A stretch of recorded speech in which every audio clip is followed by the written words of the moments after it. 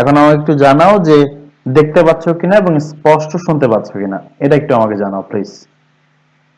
দেখতে পাচ্ছ কিনা এবং স্পষ্ট শুনতে পাচ্ছ কিনা একটু মেসেজে লিখে জানাও। Thank you Radhiya.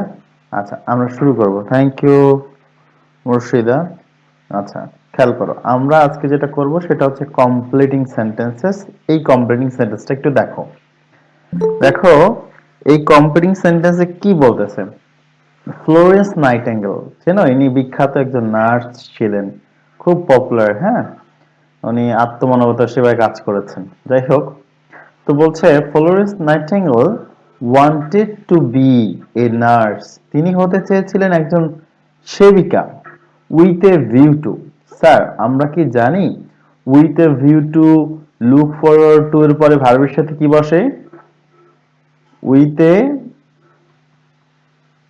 View to এবং look forward to, look forward to, এগুলোর পরে ভার্বের সাথে আইএনজি দিয়ে সেন্টেন্স কমপ্লিট করতে হয়। কি বললাম? With a view to, look forward to, এগুলোর পরে ভার্বের সাথে আইএনজি দিয়ে সেন্টেন্স কমপ্লিট করতে হয়। এগুলো দিয়ে জন্যে, কারণে, উদ্দেশ্যে এমন মিনিং প্রকাশ করে। যেমন ফ্লোরেন্স নাইটেঙ্গেল, এইটা খেয়াল করো, wanted to be a nurse, তিনি একজন নার্স হতে চেয়েছিলেন, সেবিকা হতে চেয়েছিলেন। উইথ এ ভিউ টু, কিসের জন্য? মানুষের সেবা করার জন্য। সেবা করা ইংরেজি কি? হেল্পিং, সাহায্য করার জন্য। অথবা বলতে পারি serving, serving the people, serving the poor people লিখতে পারি, পোর পিপল। ঠিক আছে, তো আমরা হেল্পিংও দিতে পারি, সার্ভিংও দিতে পারি, যে যেটা পছন্দ করি সে সেটা দিব, কোনো সমস্যা নেই। পরেরটা কি বলছে? শি ওয়াজ 30 ইয়ার্স ওল্ড, তার বয়স ছিল 30 বছর। হোয়েন, যখন। খেয়াল করি, আমি তোমাদেরকে শিখেছি যখন আমরা দেখব কোনো পরিচিত রুলের মধ্যে পড়বে না কোনো কমপ্লিটিং সেন্টেন্স, তখন আমরা কি করব? তখন আমরা খেয়াল করব যে প্রথম সেন্টেন্সটা কোন টেন্সে আছে। যদি দেখি প্রথম যে সেন্টেন্সটা দেওয়া আছে বা পরে যে সেন্টেন্সটা দেওয়া আছে সেটা যদি প্রেজেন্ট টেন্সে থাকে, তাহলে পরবর্তী সেন্টেন্সটা আমরা যে কোনো টেন্সে করতে পারি। কি করতে পারি? যে কোনো টেন্সে। আবার যে সেন্টেন্সটা দেওয়া থাকবে সেটা যদি পাস্ট টেন্সে থাকে, তাহলে আমরা অপর সেন্টেন্সটাকে অবশ্যই পাস্ট টেন্সে করব, অবশ্যই পাস্ট টেন্সে করব। আমি একটু বলে দিতে চাই যে যে কোনো টেন্স বলতে স্যার আপনি কি বোঝাচ্ছেন? যে কোনো টেন্স বলতে আমি বোঝাচ্ছি সেটা আপনি প্রেজেন্টে করতে পারেন, চাইলে ফিউচারে করতে পারেন, চাইলে পাস্টে করতে পারেন, যে কোনোটাই করা যেতে পারে।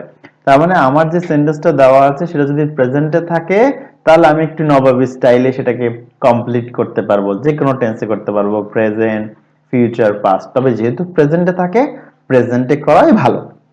আচ্ছা, পরেরটা কি বলতেছি? যদি যে সেন্টেন্সটা দেওয়া থাকবে সেটা যদি পাস্টে থাকে, তাহলে পরবর্তী সেন্টেন্সটাকে অবশ্যই পাস্টে করব। এখন যদি আমরা একটু খেয়াল করি এই প্রশ্ন যেটা দেওয়া আছে সেখানে যদি খেয়াল করি, শি ওয়াজ 30 ইয়ার্স ওল্ড, তার বয়স ছিল 30 বছর। হোয়েন, যখন। যখন সে কি হয়েছিল? যখন সে চাকরি পেয়েছিল।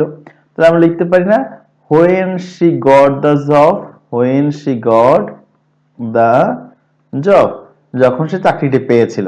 লিখতে পারি? লিখতে পারি when she got the job. সবাই আজকে কথা বলবো না, আমরা সবাই চেষ্টা করব মেসেজে লিখে দিতে, যার যেটা বলার ইচ্ছা মেসেজে লিখে দিব। আচ্ছা, তাহলে আমরা লিখতে পারি when she got the job. একটু যদি খেয়াল করি, মনোযোগ দেই, তাহলে খেয়াল করব এখানে ওয়াজ আছে, এটা কোন টেন্সে আছে? Past tense. এই জন্য কিন্তু আমি পরের সেন্টেন্সটাও পাস্ট টেন্সেই করেছি, পরের সেন্টেন্সটাও পাস্ট টেন্সেই করেছি। ঠিক আছে, আচ্ছা এর পরেরটা চলে যাই। পরেরটা কি বলতেছে? পরেরটা বলতেছে if a man sows, sows good seeds, যদি একজন মানুষ ভালো বীজ বপন করে। আমি তোমাদেরকে শিখিয়েছিলাম ইফ যুক্ত সেন্টেন্সে কি শিখেছিলাম? ইফ যুক্ত ক্লজে কি শিখাইছিলাম? যদি প্রথমটা ভি অন থাকে, পরেরটা উইল প্লাস বি অন। যদি প্রথমটা ভি টু থাকে, পরেরটা উড প্লাস ভি অন। যদি প্রথমটা হ্যাড প্লাস ভি থ্রি থাকে, পরেরটা would have plus V three. আমি একটু লিখে দিই। বলছিলাম যখন ইফ যুক্ত সেন্টেন্স থাকে তখন প্রথমটাতে যদি ভি ওয়ান থাকে, পরেরটাতে বসে উইল প্লাস ভি ওয়ান। এটা কিন্তু আমরা রাইট ফর্ম অফ ভার্বে শিখেছিলাম। যদি প্রথমটাতে ভি টু থাকে, পরেরটা বসে উড প্লাস ভি ওয়ান। যদি প্রথমটাতে V3 মানে I mean had plus V3 থাকে তাহলে পরেরটা বসে would have প্লাস V3, পরেরটা বসে would have plus V3, would have plus V3। কি বললাম পরেরটা? would have plus V3। আরো একবার বলতে চাচ্ছি, যদি প্রথমটা V1 থাকে পরেরটা will প্লাস V1, যদি V2 থাকে would plus V1, had plus V3, would have plus V3। প্রত্যেকটা সেন্টেন্সে সাবজেক্ট থাকবে, এইজন্য সাবজেক্ট আর অতিরিক্ত করে আমরা লিখিনি, কারণ সেন্টেন্সে তো সাবজেক্ট থাকবেই, প্রত্যেকটা সেন্টেন্সে সাবজেক্ট থাকবেই। সো অতিরিক্ত করে সাবজেক্ট লিখে সেটা না মনে রাখলেও চলে। সো ইফ যুক্ত ক্লজগুলো, ইফ যুক্ত সেন্টেন্সগুলো আমরা এইভাবে কমপ্লিট করি। আবার এটাকে আমরা রিভার্স করে কিন্তু বলতে পারি যে V1 থাকলে যদি will প্লাস V1 হয়, তাহলে যদি আমি বলি will প্লাস V1 থাকলে কি হবে, তাহলে শুধু বলবো V1। তাহলে যদি বলি would প্লাস V1 থাকলে কি হবে, তাহলে বলবা V2। যদি বলি would have প্লাস V3 থাকলে কি হবে, তাহলে বলবা had প্লাস V3। তাহলে আমরা একটু এখানে খেয়াল করি, এইখানে যদি আমরা খেয়াল করি দেখতে পাচ্ছি এখানে কিন্তু ইফ দেওয়া আছে। তাহলে ইফ এর দিকে আমরা ভার্ব খেয়াল করি, subject third person singular number হলে ভার্ব অন এর সাথে এস বাই এস যুক্ত হয়, তার মানে এটা ভার্ব অন আছে। তাহলে যদি ভার্ব অন থাকে তাহলে কি আনতে হয়, will plus V1, will plus B1, will plus B1। যেটা বলতেছিলাম, if a man sows good seeds, যদি একজন মানুষ ভালো বীজ বপন করে তাহলে সে ভালো ফসল পাবে। তাহলে হি উইল গেট, সে পাবে, গুড ভালো, ক্রপস ফসল, he will get good crops, সে ভালো ফসল পাবে। ঠিক আছে, he will get good crops. Okay, পরেরটা চলে যাচ্ছি, খেয়াল করি পরেরটা কি আছে, একটু খেয়াল করি, মন দিয়ে শুনি। তাহলে বি অন ছিল, এই জন্য আমরা কি দিলাম, উইল প্লাস বি অন দিয়ে সেন্টেন্সটাকে কমপ্লিট করে দিলাম। যদি সে ভালো বীজ বপন করে তাহলে সে ভালো ফসল পাবে। পরেরটা চলে যাচ্ছে, খেয়াল করি তো এখানে, এইখানে এই যে সো দ্যাট আছে, সো দ্যাট এর ক্ষেত্রে আমি রুলসটা কিন্তু খুব ইজি করে দিয়েছিলাম, যে সো দ্যাট এর ক্ষেত্রে রুলস একদম ইজি। কি কিরকম ইজি স্যার একটু বলেন, আরেকবার মনে করাই দেন। তাহলে মনে করাই দিচ্ছি, খেয়াল করি যে সো দ্যাট যখন থাকে তখন সো দ্যাট এর মিনিংটা তো যাতে, সো দ্যাট এর মিনিংটা কি, যাতে, এটার মানে হচ্ছে বাংলা মিনিং করলে দাঁড়ায় যাতে। বলছিলাম এর এই পাশে যদি প্রেজেন্ট টেন্স থাকে তাহলে ওই পাশে ক্যান, আর যদি পাস্ট টেন্স থাকে তাহলে কি হবে নিশ্চিত তোমরা বুঝে গেছো, পাস্ট টেন্স থাকলে কুড। কি বলছি, যদি এই পাশে প্রেজেন্ট টেন্স থাকে তাহলে এই পাশে সাবজেক্টের পরে ক্যান, সাবজেক্টের পরে ক্যান, আর মডেলের পরে তো ভার্বের বেস ফর্ম বসে, এটা তো তোমরা জানোই। পরেরটা খেয়াল করো, যদি পাস্ট টেন্স থাকে তাহলে তো এটা কমন সেন্স, কারণ ক্যানে যদি প্রেজেন্টে বসে তাহলে পাস্টে কি বসবে, পাস্টে অবশ্যই কুড বসবে। আর আমরা জানি মডেলের পরে তো ভার্বে কোন ফর্ম বসবে, বেস ফর্ম বসবে, মডেলের পরে ভার্বে কোন ফর্ম বসবে, বেস ফর্ম বসবে। ঠিক আছে, সো আমরা যদি এই রুলসটা ফলো করি তাহলে একটু খেয়াল করি, এইখানে খেয়াল করি, let us take a taxi, চলো আমরা একটা ট্যাক্সি নেই। এখন এইখানে কোন টেন্স আছে বোঝা যাচ্ছে না, আমরা তাহলে আগের সেন্টেন্সটা একটু পড়ি। আই গট অফ লেট, আমি দেরি করে ফেলেছি টুডে, আজকে। তো দেরি করে ফেলেছিলাম যেহেতু, I let's take a taxi, আমি একটা ট্যাক্সি নিয়েছি যাতে I can reach early, I can reach early, যাতে আমি তাড়াতাড়ি পৌঁছাইতে পারি। তো এই যে প্রেজেন্ট টেন্স আছে এই জন্য আমরা ক্যান প্লাস বি অন নিয়ে আসলাম, সেন্টেন্স কমপ্লিট হয়ে গেল। পরেরটা খেয়াল করি, পরেরটা হু হুইস আছে, যদি হু হুইস কোনো সেন্টেন্সে থাকে তাহলে আর ওই সেন্টেন্সে সাবজেক্ট আনার প্রয়োজন হয় না। যদি কোনো সেন্টেন্সে হু বা হুইস থাকে তাহলে ওই সেন্টেন্সে আর সাবজেক্ট আনার প্রয়োজন হয় না। স্যার কেন আনার প্রয়োজন হয় না, কারণ এরা নিজেই সাবজেক্টেরও কাজ করে আবার ওই কনজাংশনেরও কাজ করে, এই জন্য অতিরিক্ত করে আর সাবজেক্ট আনা লাগে না। মনে রাখতে হবে হুটা হচ্ছে ব্যক্তির ক্ষেত্রে বসে, আর হুইজটা তাহলে ডেফিনেটলি কার ক্ষেত্রে বসবে, বস্তুর ক্ষেত্রে বসবে। আচ্ছা আমরা একটু খেয়াল করি, বলছে a village doctor is a person, একজন গ্রামের ডাক্তার হচ্ছে একজন মানুষ, who dash, he is the best friend to the villager, সে গ্রামের মানুষের সব থেকে ভালো বন্ধু। এখন তাহলে ভিলেজ ডক্টর একজন পার্সন যে কি করে, মোর গরিবদেরকে সাহায্য দেয়, ভিলেজারদেরকে সাহায্য ট্রিটমেন্ট দেয়, তাহলে আমরা লিখতে পারি ট্রিটস দ্য ভিলেজার্স, ভিলেজার্স। অথবা বলতে পারি give gives advice to the villagers, এটাও লিখতে পারি। ঠিক আছে, অথবা হেল্প দ্য ভিলেজার্স, এটাও লিখতে পারি, আমরা লিখতে পারি। তো এক কথায় হচ্ছে যখন হু বা হুইজ থাকবে তখন আমরা ভার্ব দিয়ে শুরু করব, তখন আমরা কি দিয়ে শুরু করব, ভার্ব। এখন এই ভার্বটা কি সিঙ্গুলার হবে, আমার কথা ক্লিয়ার আসছে না? আচ্ছা আচ্ছা, ক্লিয়ার আসছে না না? আচ্ছা আচ্ছা, বাকিরা কি ক্লিয়ারলি শুনতে পাচ্ছি? বাকিরা একটু জানাই ক্লিয়ারলি শুনতে পাচ্ছি কিনা। ঋতু যে ক্লিয়ারলি শুনতে পাচ্ছে স্যার। বাকিরা, হ্যাঁ, রাদিয়া আর ঋতু যেহেতু শুনতে পাচ্ছে, তার মানে লিসা, সম্ভবত তোমার একটু নেটের সমস্যা হতে পারে। তো একটু নেটের কাছাকাছি যাওয়ার চেষ্টা করব, তাহলে আমাদের ইনশাআল্লাহ সমস্যা হবে না। হুম স্ক্রিন দেখা যাচ্ছে না? স্ক্রিন তো দেখা যাচ্ছে। বাকিরা স্ক্রিন দেখতে পাচ্ছি? একটু জানাই, বাকিরা স্ক্রিন দেখতে পাচ্ছি কিনা। হুম যাদের স্ক্রিন দেখতে বা শুনতে একটু অসুবিধা হচ্ছে, তারা ক্লাস থেকে লেফট নেন, নিয়ে আবার আসেন। আর একটু চেষ্টা করেন নেটের কাছাকাছি যেতে, যেখানে ভালো নেটওয়ার্ক পায়, বা ওয়াইফাই রাউটারের একটু কাছাকাছি থাকতে। হ্যাঁ, থ্যাংক ইউ থ্যাংক ইউ। আচ্ছা, ঠিক আছে, আমরা খেয়াল করি। হ্যাঁ, খেয়াল করি। আচ্ছা, তো যেটা বলছিলাম, যে এখানে গেল, এটা ডি নাম্বারটা গেল, এরপর ই নাম্বার দেখি। ই নাম্বারও তো গেল। F number, she said okay okay Murshida. তো এরপর কি বলছেন? She said it is high time. Sir, তোমাদের নিশ্চয়ই মনে আছে, ইট ইজ টাইম বা ইট ইজ হাই টাইম থাকলে আমরা কি করি? ইট ইজ টাইম বা ইট ইজ হাই টাইম থাকলে আমরা কি করি? ইট ইজ টাইম বা ইট ইজ হাই টাইম থাকলে এরপরে যদি সাবজেক্ট থাকে, তা আমরা ভি টু দেই। ইট ইজ টাইম বা ইট ইজ টাইম বা ইট ইজ হাই টাইম থাকলে, ইট ইজ টাইম বা ইট ইজ হাই টাইম যখন থাকে, তখন আমরা কি করি? যদি এরপরে সাবজেক্ট থাকে, সাবজেক্ট দেওয়া থাকে, তাহলে আমরা ভি টু দিয়ে সেন্টেন্স কমপ্লিট করি। আর যদি সাবজেক্ট দেওয়া না থাকে, সাবজেক্টটা না থাকে, তাহলে আমরা টু প্লাস ভি অন দিয়ে সেন্টেন্স কমপ্লিট করি। এই হচ্ছে আমাদের it is time, it is high টাইমের রুলস। ইট ইজ টাইম আর ইট ইজ হাই টাইমের অর্থ হচ্ছে এটাই উপযুক্ত সময়। ইট ইজ টাইম আর ইট ইজ হাই টাইমের অর্থ হচ্ছে এটাই উপযুক্ত সময়, এটাই উপযুক্ত সময়। তো যেটা বলছিলাম, যে ইট ইজ টাইম আর ইট ইজ হাই টাইম যদি কোনো সেন্টেন্সে থাকে, তারপর যদি সাবজেক্টটা দেওয়া থাকে, তাহলে ভি টু দিতে হয়। আর যদি সাবজেক্টটা দেওয়া না থাকে বা সাবজেক্টটা না নিয়ে আসি, সেক্ষেত্রে টু প্লাস ভি অন দিয়ে সেন্টেন্স কমপ্লিট করতে হয়। এখানে একটু খেয়াল করি। এই যে শি সেড, সে বলছিল বা বলেছিল ইট ইজ হাই টাইম, এটাই উপযুক্ত সময়, উই ড্যাশ। সাবজেক্ট দেওয়া আছে, তাহলে we help the man, we helped the man. যেহেতু সাবজেক্ট দেওয়া আছে, এই জন্য আমরা ভি টু দিলাম। অথবা it is high time, we দেওয়া আছে, we changed our habit, changed our habit. ঠিক আছে, তো এক কথায় ভি টু দিয়ে শুরু করতে হবে, কারণ এখানে সাবজেক্ট দেওয়া আছে।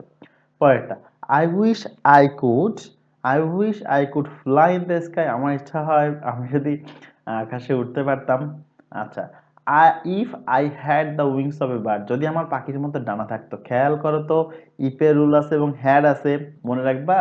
শুধু হ্যাড থাকা মানে ভি টু, আর হ্যাড প্লাস ভি থ্রি থাকলে তখন হচ্ছে would have plus V three. যখন হ্যাডের পরে ভি থ্রি থাকবে, তখনই আমরা would have plus V three নিয়ে আসবো। যখন হ্যাডের পরে ভি থ্রি থাকবে, তখনই আমরা would have plus V three নিয়ে আসবো। কিন্তু যদি শুধু হ্যাড থাকে, তাহলে সেটা ভি টু, তখন আমাকে উড প্লাস ভি ওয়ান আনতে হবে। তখন আমাকে কি আনতে হবে? Would plus V one. আরেকবার বলি, যদি শুধুমাত্র হ্যাড থাকে, তবে সেটা ভি টু, তখন আমরা উড প্লাস ভি ওয়ান নিয়ে আসবো। কিন্তু যদি হ্যাড প্লাস ভি থ্রি থাকে, তাহলে আনতে হবে would have plus V three. তো খেয়াল করো, বলছে if I had the wings of the bird, আমার যদি পাখির মতো ডানা থাকতো, তাহলে আই উড ফ্লাই, আমিও উড়তাম। I would fly. যেহেতু তার স্বপ্ন উড়া, তার ইচ্ছা হয় উঠতে, তাহলে যদি তার পাখির মতো ডানা থাকতো, তাহলে সে কি করতো? উঠতো। তাহলে হ্যাড থাকার কারণে আমরা উড, শুধু হ্যাড, ভি টু থাকার কারণে আমরা উড প্লাস ভি অন নিয়ে আসলাম। পরেরটা বলছে, I do not know why you go there, আমি জানি না কেন তুমি সেখানে যাচ্ছ। মোস্ট প্রবাবলি, সম্ভবত তোমার কোনো কাজ আছে। তাহলে লিখতে পারি, ইউ হ্যাভ, তোমার আছে, an urgent work, an urgent work, সম্ভবত তোমার একটা জরুরি কাজ আছে, অ্যান আর্জেন্ট ওয়ার্ক। অথবা you have the urgent work, তাই লিখলে সুবিধা হয়। You have the urgent work. So আমাকে তোমরা বলতে পারো স্যার এখানে যে আপনি you have the urgent work একটা সেন্টেন্স বানালেন, আপনি কিসের ভিত্তিতে বানালেন এটা? আপনি কোন টেন্স ফলো করলেন, কোন রুলস ফলো করলেন? সো আমি তোমাদেরকে জানাতে চাচ্ছি এখানে আমি কোনো রুলস ফলো করিনি, এখানে আমি ওই রুলসটা ফলো করেছি যেটা আমি তোমাদের সর্বজনীনভাবে ফলো করতে বলেছিলাম। যদি প্রথম সেন্টেন্সটা প্রেজেন্ট টেন্সে দেওয়া থাকে তাহলে পরবর্তী সেন্টেন্সটা তুমি যে কোনো টেন্সে করতে পারো, যে কোনো টেন্স। তো আমি যদি এখানে খেয়াল করি I don't know why you go there, আমি জানি না কেন তুমি সেখানে গিয়েছো, এটা তো প্রেজেন্ট টেন্সে আছে, তাহলে পরবর্তী সেন্টেন্সটা আমরা যে কোনো টেন্সে করতে পারি। মোস্ট প্রবাবলি সম্ভবত ইউ হ্যাভ তোমার ছিল the urgent work, the urgent work তোমার জরুরি কাজটি ছিল। You have the urgent work. আচ্ছা, পরেরটা, but all sorts of attempts to solve food problems, বলছে কিন্তু সমস্ত চেষ্টা, ফুড সমস্যার সমাধান করার সমস্ত চেষ্টা উইল ফেইল, ব্যর্থ হয়ে যাবে, আনলেস যদি না, যদি না যখন থাকে তখন এই পাশে নেগেটিভ করা যায় না, তো এই সেন্টেন্সটাকে প্রেজেন্টে করতে হয়। যদি না আমরা সচেতন হই তাহলে উই আর অ্যাওয়ার, যদি না আমরা সচেতন হই, অথবা উই আর কনসিয়াস লিখতে পারি। যদি না হই we are aware, unless we are aware, এটার মিনিং দাঁড়ায় যদি না সচেতন হই। তাহলে আমরা যদি সচেতন না হই, যতই চেষ্টা আমরা করি, আমরা ফুড সমস্যার সমাধান, খাদ্য সমস্যার সমাধান করতে পারবো না।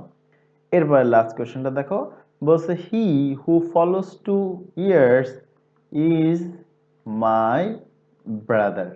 একটু এই জিনিসটা একটু সমস্যা হবে, এই প্রশ্নটা সবাই একটু খেয়াল করো, এই প্রশ্নটা অনেকেই বুঝে না। খেয়াল করো, এখানে অনেকে মনে করে আপনি ইজ দিয়ে কেন শুরু করলেন, ভার্ব দিয়ে কেন শুরু করলেন, কিভাবে কি করলেন আমাকে একটু বলেন। আচ্ছা, খেয়াল করি, আমরা একটু মনোযোগ দিলেই বুঝতে পারবো। দেখো তো, এই হুটা কাকে নির্দেশ করতেছে? হি কে। এখন এই হু এর ভার্ব আছে ফলোস, আমরা তো জানি হু বা হুইস এর পরে ভার্ব দিয়ে শুরু করতে হয়, তাহলে হু এর ভার্ব আছে হু ফলোস টু ইয়ার্স, যে মানুষ, এই হি হু ফলোস টু ইয়ার্স, সে যে হচ্ছে দুইটা খরগোশকে অনুসরণ করছে বা খরগোশের পিছে পিছে ছুটছে, ইজ মাই ব্রাদার, সে আমার ভাই। তো এই হু এর ভার্ব আছে, হি এর ভার্ব নেই, তাহলে হি এর যেহেতু ভার্ব নেই এই জন্য আমরা ভার্ব দিয়ে শুরু করি এই ধরনের সেন্টেন্সে। তো এই ধরনের সেন্টেন্স সাধারণত থাকে না। তো এটা নিয়ে যদি একটু কনফিউশন থাকে তাহলে এটা না পারলেও কোনো সমস্যা হবে না, তবে মনে রাখবা যখন দেখবা ঠিক সাবজেক্টের পরে হু বা হুইস আছে তখন পরবর্তী সেন্টেন্স শুরু করার সময় ভার্ব দিয়েই শুরু করবা। এর জন্য আমি এখানে ভার্ব দিয়ে শুরু করছি। ইজ মাই ব্রাদার বলতেছে যে যে হচ্ছে খরগোশের পিছনে ছুটতেছে সে আমার ভাই, তাহলে হি ইজ মাই ব্রাদার। তাহলে এটা যদি ভেঙে সেন্টেন্সটাকে লিখি, দেখো সেন্টেন্সটা এভাবে লেখা লেখা যায়, ফলোস হু ফলোস টু ইয়ার্স, যে দুইটা খরগোশকে অনুসরণ করছে, he is my brother, he is my brother. তো সেন্টেন্সটাকে তো এইভাবে লেখা যায় না, কেন লেখা যায় না? হু বা হুইজের ঠিক আগে নাউন বা প্রোনাউন থাকা লাগে, এই জন্যই হিটাকে এনে এইখানে বসাই দিছে। এবার দেখো, he who follow two years is my brother, ঠিক আছে? এইভাবে সেন্টেন্সটা মূলত হয়েছে, কারণ হু হুইসের সামনে একটা নাউন অথবা প্রোনাউন থাকা লাগে, এই জন্য ওই হিটাকে কেটে নিয়ে সামনে নিয়ে গেছে, ঠিক আছে? এই আর কি ব্যাপারটা, এই ব্যাপারটা খুব বেশি কঠিন না। তোমরা এই ধরনের প্রশ্ন থাকলে ভার্ব দিয়ে শুরু করবা সেন্টেন্স, তাহলে প্রশ্নের উত্তর হয়ে যাবে। আচ্ছা, আমরা একটু পরে আগাই। আচ্ছা, আমরা একটা সিনোনিম অ্যান্টোনিম এখান থেকে প্র্যাকটিস করে ফেলি।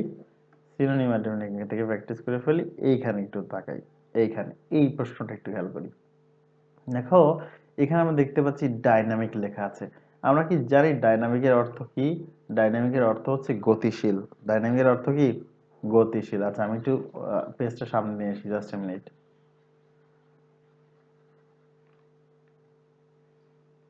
খেয়াল করি। আচ্ছা, তো খেয়াল করি, আশা করি দেখতে পাচ্ছি। খেয়াল করি, এ নাম্বার লেখা আছে ডাইনামিক। কি লেখা আছে? ডাইনামিক। এখন আমরা জানি কি ডাইনামিক মানে গতিশীল, পরীক্ষায় তার মিনিং লেখা লাগবে না, এটা অ্যান্টোনিম লিখতে বলছে, অ্যান্টোনিম। তাহলে এর অ্যান্টোনিম কি হতে পারে? স্থির বা কনস্ট্যান্ট বলতে পারি। কনস্ট্যান্ট, কনস্ট্যান্ট মানে স্থির, বা বলতে পারি স্টিল। কি বলতে পারি? স্টিল। আচ্ছা, পরেরটা কি বলতেছে? পরেরটা বলতেছে প্ল্যান। প্ল্যান মানে কি? প্ল্যান মানে হচ্ছে পরিকল্পনা, প্ল্যান। পরেরটা বলছে প্ল্যান, প্ল্যান মানে পরিকল্পনা। তো এটা আর কি লিখতে বলছে? অ্যান্টোনিম লিখতে বলছে। তাহলে যেটা পরিকল্পনা নাই, তাহলে আনপ্ল্যান লিখতে পারি, আনপ্ল্যান। অথবা লিখতে পারি হচ্ছে কি বলবো, এইমলেস বলতে পারি, ঠিক আছে, এইমলেস বলতে পারি, কোনো প্ল্যানই নেই, পরিকল্পনা নেই, ভিশন নেই, লক্ষ্য নেই, ঠিক আছে। আচ্ছা, পরেরটা কিন্তু আবার লেখা আছে এইম। এইম মানে তো জানি আমরা লক্ষ্য। সেটা সিনোনিম কি লিখতে পারি আমরা? এটার সিনোনিম লিখতে পারি গোল।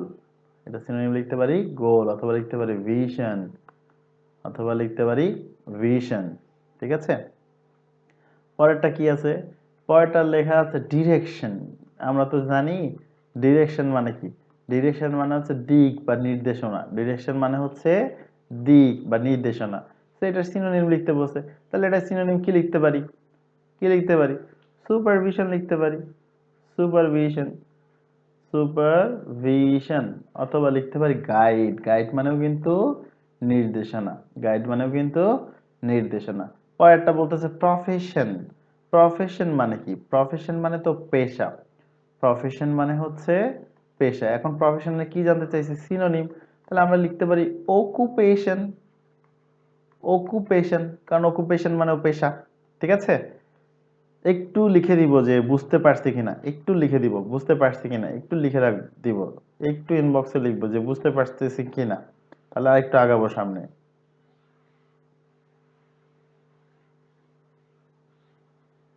আচ্ছা, খেয়াল করি খেয়াল করি।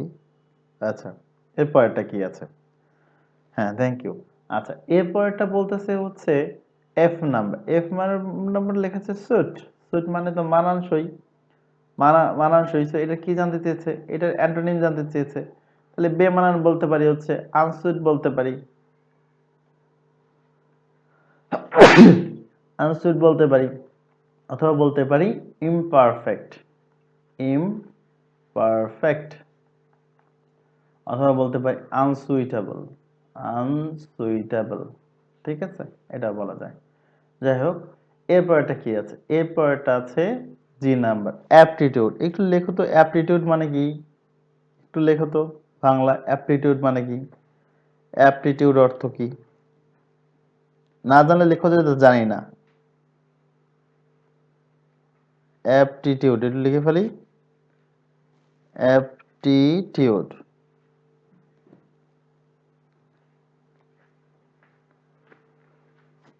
আচ্ছা, আশা করছি তোমরা মনে হয় জানো না, সেখানে আমি লিখে দিচ্ছি। অ্যাপটিটিউড মানে হচ্ছে প্রবণতা বা ঝোঁক। অ্যাপটিটিউড মানে, হ্যাঁ, thank you thank you thank you Radiya, প্রবণতা বা ঝোঁক। তো এটা অ্যান্টোনিম লিখতে বলছে। তাহলে প্রবণতা বা ঝোঁক মানে যেটা আগ্রহ নেই, তোমার প্রবণতা নেই, আগ্রহ নেই, ঝোঁক নেই, সেটাকে কি বলতে পারি আমরা? সেটার অ্যান্টোনিম কি বলতে পারি? ইনঅ্যাপটিটিউড বলে দিতে পারি, সহজ ভাষা। ইনঅ্যাপটিটিউড, প্রবণতা নেই, ঝোঁক নেই, কোনো ইচ্ছা নেই, আগ্রহ নেই। আচ্ছা, এইচ নাম্বারে বলতেছে ভ্যারি।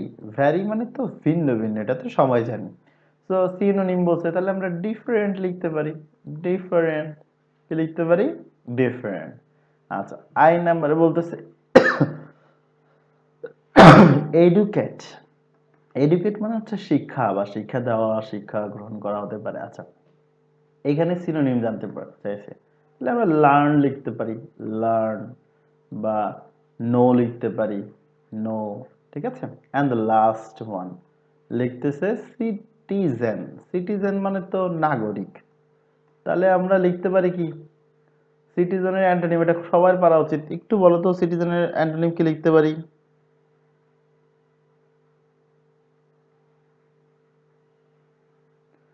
বলো। খুব সহজ। সিটিজেন নাগরিক, যে নাগরিক না সে হচ্ছে কি? ফরেনার। ফরেনার, ঠিক আছে, ফরেনার, ফরেনার, বিদেশি, ঠিক আছে। আচ্ছা, তো এই গেল আমাদের মোটামুটি সিনোনিম অ্যান্টোনিমের প্র্যাকটিস। আমরা হচ্ছে ফ্রি হ্যান্ড রাইটিং এর ক্লাস শুরু করব খুব শীঘ্রই। আর তোমাদের আশা করব সকলে